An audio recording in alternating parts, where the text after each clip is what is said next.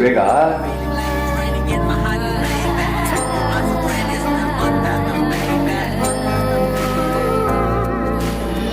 ಅಜ್ಜಿ ಸಂಭ್ರಮಾನು ನಿಮಗೆ ಇರಲ್ವ ಮತ್ತೆ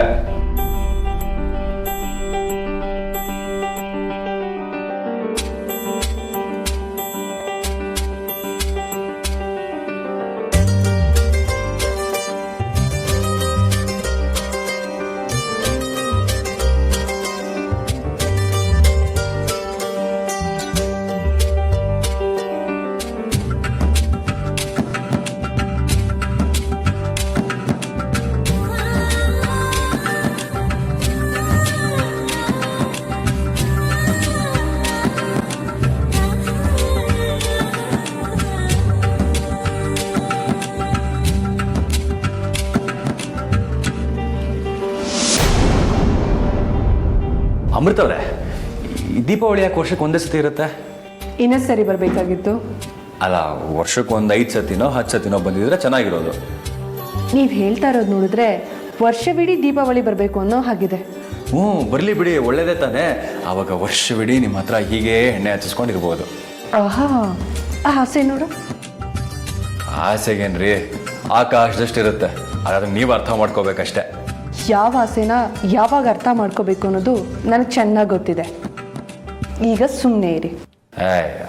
ಏನು ಅರ್ಥ ಮಾಡ್ಕೋತೀರೋ ಏನೋ, ನಮ್ಮ ಕಷ್ಟ ನಮಗೆ. ಅರ್ಜುನ್ ಅವರೇ, ಒಂದು ನಿಮಿಷ ಏನು ಮಾಡ್ತಾ ಇದ್ದೀರಾ? ಸುಮ್ಮನೆ ಇದ್ರೆ ಸರಿ. ಸುಮ್ಮನೆ ಇರಲಿಲ್ಲ ಅಂದ್ರೆ ಏನು ಮಾಡ್ತೀರಾ? ನಾನು ಕೆಳಗಡೆ ಹೋಗ್ತೀನಿ ಅಜ್ಜಿ ಜೊತೆ ನೀರು ತುಂಬೋದಕ್ಕೆ. ಅಯ್ಯಯ್ಯೋ, ಸರಿ ಬಿಡೋದಿ.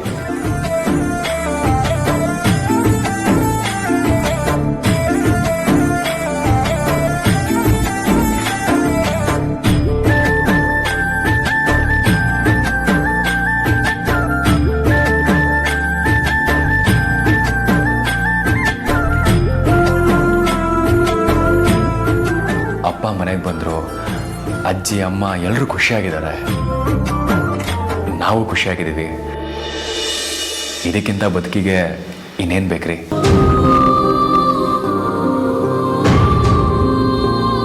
ನಿಮಗೆ ಬೇಕಾಗಿರೋದು ನಿಮಗೆ ಸಿಕ್ಕಿದೆ. ನನಗೆ ಬೇಕಾಗಿರೋದು ನನಗೆ ಸಿಕ್ಕೋ ತನಕ ನಾನು ಹೇಗೆ ಸಂತೋಷವಾಗಿರಲಿ?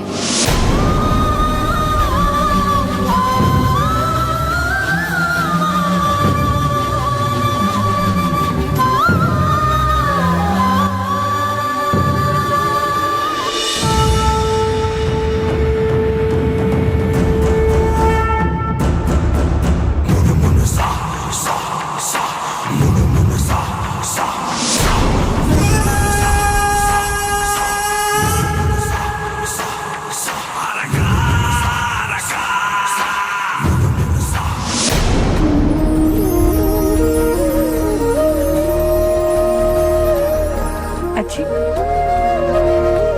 ನಿಮ್ಮನ್ನೊಂದು ಮಾತು ಕೇಳಬೇಕು. ಏನು? ಈ ಬೆನಕಗಳನ್ನು ದೀಪಾವಳಿ ಹಬ್ಬದ ದಿನ ಯಾಕೆ ಮಾಡ್ತಾರೆ? ದ್ವಾಪರ ಯುಗದಲ್ಲಿ ಕೃಷ್ಣ ಪರಮಾತ್ಮ ಇದೇ ದೀಪಾವಳಿ ಹಬ್ಬದ ದಿನ ಗೋವರ್ಧನಗಿರಿಯನ್ನ ತನ್ನ ಕಿರುಬೆರಳನ್ನೆತ್ತಿ ಮಳೆಯಿಂದ ಗೋವುಗಳನ್ನ ತನ್ನ ಭಕ್ತರನ್ನ ಕಾಪಾಡಿತು.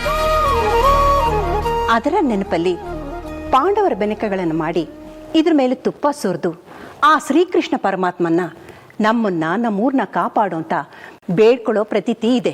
ಹೀಗೂ ಒಂದು ಕತೆ ಇದೆಯಾ? ನಾವು ಇದನ್ನೆಲ್ಲ ಕೆದಕ್ತಾ ಹೋದ್ರೆ ನಾವು ಮಾಡೋ ಶಾಸ್ತ್ರ ಸಂಪ್ರದಾಯಕ್ಕೆ 100 ಕಾರಣಗಳಿರುತ್ತೆ. ಇದನ್ನೆಲ್ಲ ಕೆಲವರು ಮೂಢನಂಬಿಕೆ ಅಂತ ಹೇಳ್ತಾರೆ, ಆದರೆ ಅದೆಲ್ಲ ಸುಳ್ಳು. ಅತ್ತೆಮ್ಮ, ನಿಮ್ಮ ಮಗನ್ ಮರ್ತ್ಬಿಟ್ರ ನೀವು? ಅವ್ರು ತುಂಬಾ ಚೆನ್ನಾಗಿ ಬೆನ್ಕ ಮಾಡೋರಲ್ಲ. ಅಯ್ಯೋ ಹೌದಲ್ವಾ? ಹೇ ವಿಷ್ಣು, ಬಾರೋ ಇಲ್ಲಿ. ಅಯ್ಯೋ, ನಿನ್ನೆ ಬರೀತಾ ಇರೋದು, ಬಾರೋ ಇಲ್ಲಿ.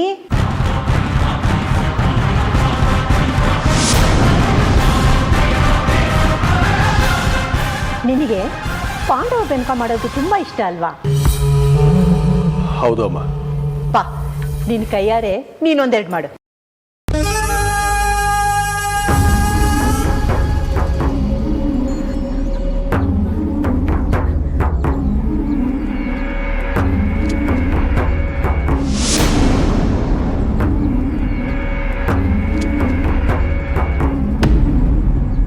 ಏನೋ ಮಾಡ್ತಾ ಇದೀಯ ಇಲ್ಲಿ? ನಾನೇನು ಮಾಡ್ತಿದ್ದೆ, ಅಣ್ಣನ ಅಮ್ಮ ಏನೋ ಮಾಡ್ತಾ ಇದ್ರು, ನೋಡ್ತಾ ಇದ್ದೆ. ನಿಮ್ಗೆ ಯಾವಾಗಲೂ ನನ್ನ ಮೇಲೆ ಕಣ್ಣು. ಇವತ್ತೇನು ಅಂತ ಗೊತ್ತಾ? ಗೊತ್ತು. ಏನು? ಅಣ್ಣ ಮನೆಗೆ ಬಂದಿದ್ದಾನಲ್ಲ, ನೀವೆಲ್ಲರೂ ಸ್ವೀಟ್ ಮಾಡಿ ನನಗೆ ಅಣ್ಣನಿಗೆ ಎಲ್ರಿಗೂ ಕೊಡ್ತೀರ ತಾನೇ? ಸರಿ ಹೋಯ್ತು, ನಿನಗೆ ಯಾವಾಗ್ಲೂ ತಿನ್ನೋದ್ರ ಮೇಲೆ ಗಮನ. ಇವತ್ತು ಹಬ್ಬ ಕಣೋ, ಹೋಗಿ ಸ್ನಾನ ಮಾಡು. ನಾನು ಇಷ್ಟು ಬೇಗನಾ? ನಾನು ಆಮೇಲೆ ಮಾಡ್ತೇನೆ. ನೀನ್ ಹಠ ಎಲ್ಲ ಮಾಡಿದ್ರೆ ಇಲ್ಲಿ ನಡೆಯೋದಿಲ್ಲ. ಹೋಗಿ ಸ್ನಾನಕ್ಕೆ ಹೋಗು. ನಾವು ಮಾಡಲ್ಲ ಅಂದ್ರೆ ಮಾಡಲ್ಲ. ಮಾಡಲ್ಲ ಅಂದ್ರೆ ನಿನ್ನನ್ನು ಬಿಡೋರು ಯಾರು? ಅಯ್ಯೋ, ನಾನಿಲ್ಲ ಅಂದರೆ ವಿಷ್ಣು ಸ್ಟ್ಯಾಚು ಥರ ಆಗೋಗ್ತಾನೆ. ಏನು ಮಾಡೋದು?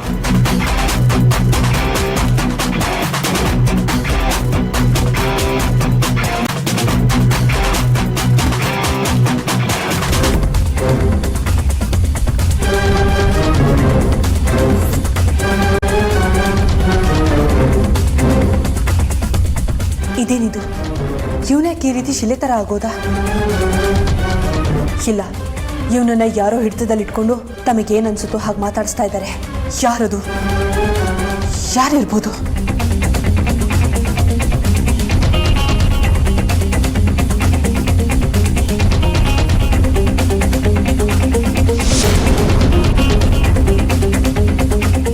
ಸ್ನಾನನ ಯಾವಾಗ ಬೇಕಾದ್ರೂ ಮಾಡ್ಬೋದು.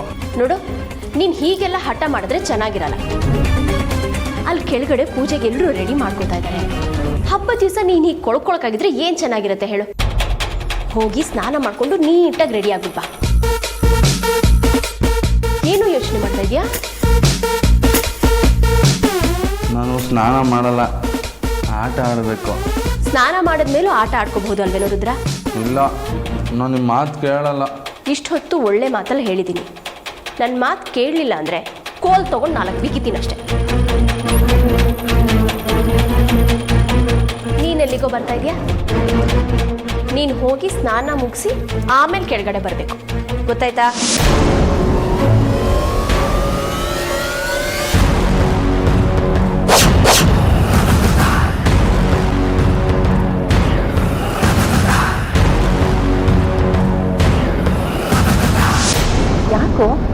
ಯಾಕೆ ಸುಮ್ಮನೆ ಕೂತೆ? ವಿಷ್ಣು! ಮಾವ, ಏನಾಯ್ತು? ಯಾಕೆ ಸುಮ್ಮನೆ ಕೂತಿದ್ದೀರಾ? ವಿಷ್ಣು, ಯಾಕೋ ಹೀಗಿದ್ಯಾ? ಮಾತಾಡೋ ವಿಷ್ಣು. ವಿಷ್ಣು ಮಾತಾಡೋ, ಮಾತಾಡೋ ವಿಷ್ಣು. ನೋಡು, ನಿಮ್ಮಪ್ಪ ಮಾತಾಡ್ತಾನೆ ಇಲ್ಲ. ಏನ್ ಮಾತಾಡ್ಸಿದ್ರು ಸುಮ್ಮನೆ ಕೂತಿದ್ದಾನೆ. ಅಪ್ಪ ಅಪ್ಪ ಏನಾಯ್ತಪ್ಪ? ಅಪ್ಪ ವಿಷ್ಣು, ಅಪ್ಪ ಮಾತಾಡಿ ಅಪ್ಪ. ಅದೇಮ್ಮ ಏನಾಯ್ತು? ಯಾಕೆ ಹಾಕಿರ್ಚ್ಕೊಂಡ್ರಿ? ನೋಡು ನಿನ್ ಗಂಡನ್ನ ಎಷ್ಟು ಮಾತಾಡ್ಸಿದ್ರು ಕಲ್ ತರ ಕೂತಿದ್ದಾನೆ. ರೀ ರೀ, ಅಯ್ಯೋ ರೀ, ಏನಾಯ್ತ್ರಿ ನಿಮ್ಗೆ? ಯಾಕೆ ಹೀಗೆ ಕೂತಿದ್ದೀರಾ? ಮಾತಾಡ್ರಿ. ಅಪ್ಪ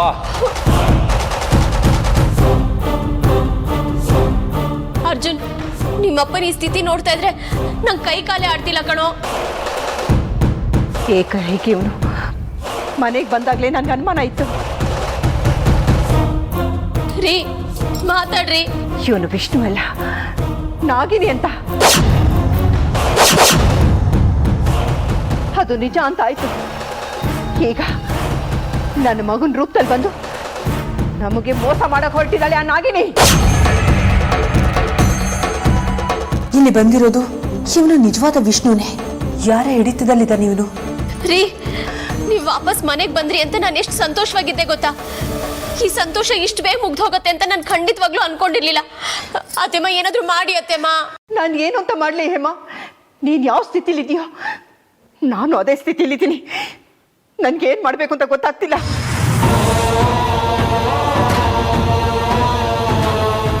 ಅರ್ಜುನ್, ಆಸ್ಪತ್ರೆಗಾದ್ರೂ ಕರ್ಕೊಂಡು ಹೋಗೋಣ ಬಾ. ಬನ್ನಿಯಪ್ಪ. ಬೇಡ, ಎಲ್ಲೂ ಕರ್ಕೊಂಡು ಹೋಗೋದು ಬೇಡ. ಎಲ್ಲ ತಾನಾಗೆ ಸರಿ ಹೋಗುತ್ತೆ. ಯಾರ ಕೈವಾಡ ಅನ್ನೋದು ನನಗೆ ಚೆನ್ನಾಗಿ ಗೊತ್ತಿದೆ.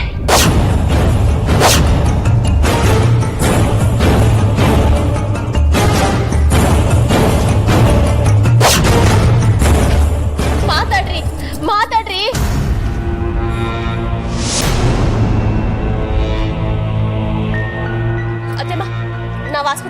ಹೋಗ್ತೀನಿ. ಬೇಡ, ಎಲ್ಲರೂ ಸುಮ್ಮನೆ ಇರಿ, ಎಲ್ಲ ಸರಿ ಹೋಗುತ್ತೆ.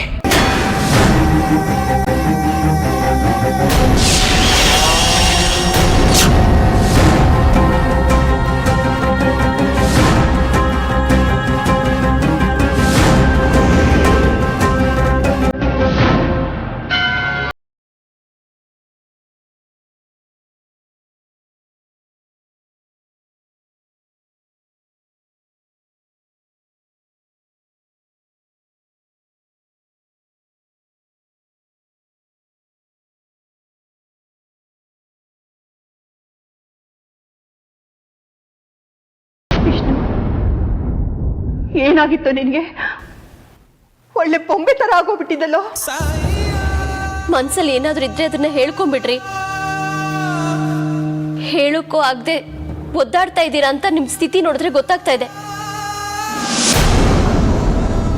ಅಪ್ಪ, ನೀವೀಗ ಮೌನವಾಗಿದ್ದು ನೀವು ನೋವು ಅನುಭವಿಸೋದಲ್ಲದೆ ನಮ್ಮನ್ನು ನೋವು ಅನುಭವಿಸೋ ಹಾಗೆ ಮಾಡಬೇಡಿ. ದಯವಿಟ್ಟು ಏನಾಯಿತು ಅಂತ ಹೇಳಿ. ಮಾತಾಡ್ರಿ. ಕಪ್ ಮೋಡ ಕರಗಿ ಕೆಳಗೆ ನೀರಾಗಿ ಇಳಿದ ಮೇಲೆ ಮೋಡ ಹೇಗೆ ಬಿಳಿ ಆಗುತ್ತೋ ಹಾಗೆ ಮನ್ಸಲ್ಲಿ ಇರೋದನ್ನ ಹೇಳ್ಕೊಂಡ್ರೆ ನಿಮ್ಮ ಮನ್ಸು ತಿಳಿ ಆಗತ್ತೆ. ಮಾತಾಡ್ರಿ. ನಿಮ್ಮನ್ನೆಲ್ಲ ನೋಡಿ ತುಂಬ ಸಂತೋಷ ಆಯಿತು ನನಗೆ.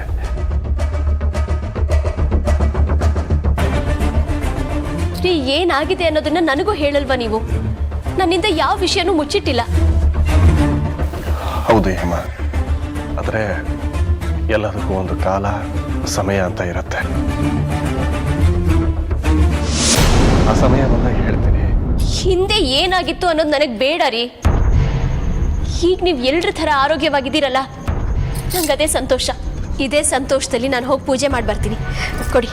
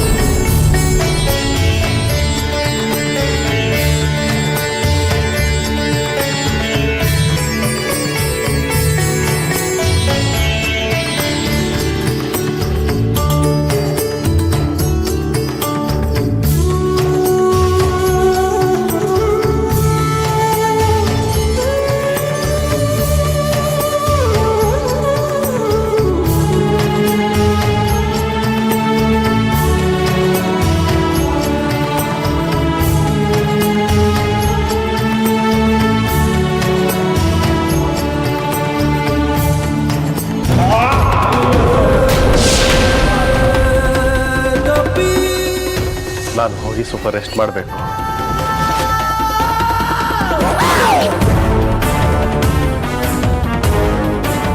ಕೈಗೊಂಬೆ ಥರ ಆಗಿದ್ದಾನೆ, ಆದರೆ ಇವನು ಯಾರು ಹಿಡಿತದಲ್ಲಿದ್ದಾನೆ ಅನ್ನೋದು ನನಗೆ ಗೊತ್ತಾಗ್ತಾ ಇಲ್ಲ. ಸರಿ, ನೀವು ಹೋಗಿ ರೆಸ್ಟ್ ಮಾಡಿ. ನಾನು ಸಂಜೆ ಲಕ್ಷ್ಮೀ ಪೂಜೆ ಅಷ್ಟೊತ್ತಿಗೆ ನಿಮ್ಮನ್ನು ಕರಿತೀನಿ.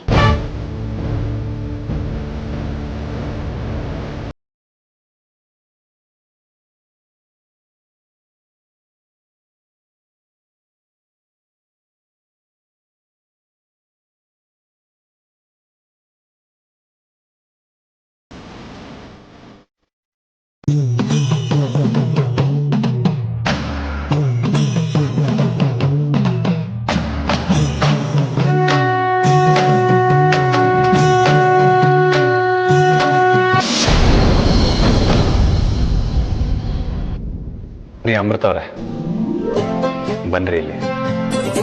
ನೋಡಿ ಅರ್ಚನ್ ಅವರೇ, ಇವತ್ತು ಹಬ್ಬ. ಇವತ್ತು ತರಲೆ ಹುಡುಗಾಟಿಕೆಲ್ಲ ಮಾಡೋ ಹಾಗಿಲ್ಲ ರೀ. ತರಲೆ ತುಂಟಾಟಿಕೆ ಮಾಡೋದಕ್ಕೆ ಟೈಮು ಗಳಿಗೆ ಅಂತ ಇರೋದಿಲ್ಲ. ಲೈಫಲ್ಲಿ ಖುಷಿಯಾಗಿರ್ಬೇಕು ಅಂತಂದ್ರೆ each and every moment enjoy ಮಾಡಬೇಕು. ಬನ್ನಿ ಇಲ್ಲಿ.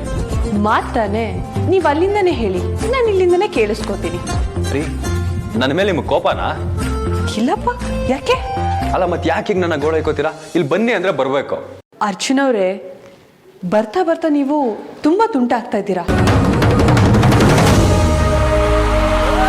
ಅರ್ಚನ್ ಅವರೇ, ಏನ್ ಮಾಡ್ತಾ ಇದ್ದೀರಾ? ಏನಿವತ್ತು ದೀಪಾವಳಿ. ಯಾರನ್ನ ಪೂಜೆ ಮಾಡ್ತಾರೆ? ಲಕ್ಷ್ಮೀ ಪೂಜೆ. ಅಲ್ವಾ? ಎಲ್ಲರೂ ಫೋಟೋಲಿರೋ ಲಕ್ಷ್ಮಿನೋ ಅಥವಾ ವಿಗ್ರಹ ಲಕ್ಷ್ಮಿನೋ ಪೂಜೆ ಮಾಡ್ತಾರೆ. ನಾನು ಜೀವಂತ ಲಕ್ಷ್ಮಿ ಪೂಜೆ ಮಾಡ್ತಾ ಇದ್ದೀನಿ. ಅರ್ಜುನ್ ಅವರೇ, ನಿಮ್ಗೇನಾದ್ರು ತಲೆ ಕೆಟ್ಟಿದ್ಯಾ? ನಾನು ಲಕ್ಷ್ಮೀನಾ? ಹ್ಞೂ ಕಣ್ರಿ, ನೀವು ನನ್ನ ಪಾಲಿನ ಲಕ್ಷ್ಮಿನೇ, ಸೌಂದರ್ಯ ಲಕ್ಷ್ಮಿ. ಸಮಯ ಸಿಕ್ಕಿದ್ರೆ ಸಾಕು ನನ್ನನ್ನು ಹೊಗಳೋದಕ್ಕೆ ಕಾಯ್ತಾ ಇರ್ತೀರಲ್ವಾ ನೀವು? ಛೇಚೆ, ಅಂತ ತಪ್ಪು ಮಾಡೋದಿಲ್ಲ ನಾನು. ಮತ್ತಿನ್ನೇನು? ನಿಮ್ಮನ್ನ ಆರಾಧಿಸ್ತೀನಿ.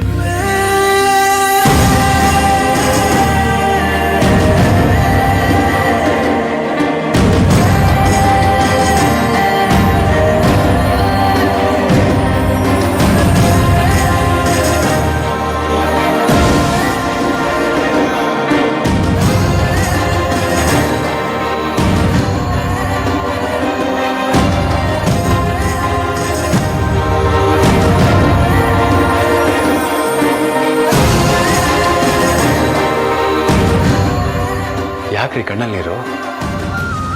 ಬಯಸ್ತಾ ಇದ್ರು ನಿಮ್ಮಂಥ ಒಳ್ಳೆ ಪ್ರೇಮಿ, ನಿಮ್ಮಂಥ ಒಳ್ಳೆ ಸ್ನೇಹಿತ, ನಿಮ್ಮಂಥ ಒಳ್ಳೆ ಗಂಡ ಎಲ್ಲ ಹೆಣ್ಮಕ್ಳಿಗೂ ಸಿಗೋದಿಲ್ಲ. ಅಂಥದ್ರಲ್ಲಿ ಬಯಸ್ತಾ ಇದ್ರು ನನಗೆ ನಿಮ್ಮಂಥ ಒಳ್ಳೆ ಗಂಡ ಸಿಕ್ಕಿದ್ದೀರಲ್ಲ, ಅದಕ್ಕೆ. ರೀ ಅಮೃತ ಅವರೇ, ಯಾಕೆ ನೀವು ಇಷ್ಟೊಂದು ಸ್ವಾರ್ಥಿ? ನಾನು ಸ್ವಾರ್ಥಿನ? ಇನ್ನೇನ್ರಿ ಮತ್ತೆ, ನಿಮಗೆ ಮಾತ್ರ ಒಳ್ಳೆ ಗಂಡ ಸಿಕ್ಕಿದ್ದಾನೆ ಅಂತ ಹೇಳ್ತಿದ್ದೀರಲ್ಲ, ನನಗೂ ಕೂಡ ಒಳ್ಳೆ ಸ್ನೇಹಿತೆ, ಒಳ್ಳೆ ಪ್ರೇಮಿ, ಒಳ್ಳೆ ಹೆಂಡತಿ ಸಿಕ್ಕಿದ್ದಾರೆ. ನೀವು ಪುಣ್ಯ ಮಾಡಿದಿರೋ ಇಲ್ವೋ ನನಗೆ ಗೊತ್ತಿಲ್ಲ, ಆದರೆ ನಾನಂತೂ ನಿಮ್ಮಂಥ ಹೆಂಡತಿ ಪಡೆಯೋದಕ್ಕೆ ಪುಣ್ಯ ಮಾಡಿದ್ದೀನಿ. ಅದು ಒಂದೊಂದು ಜನ್ಮದಲ್ಲ, 7 ಜನ್ಮದ್ದು.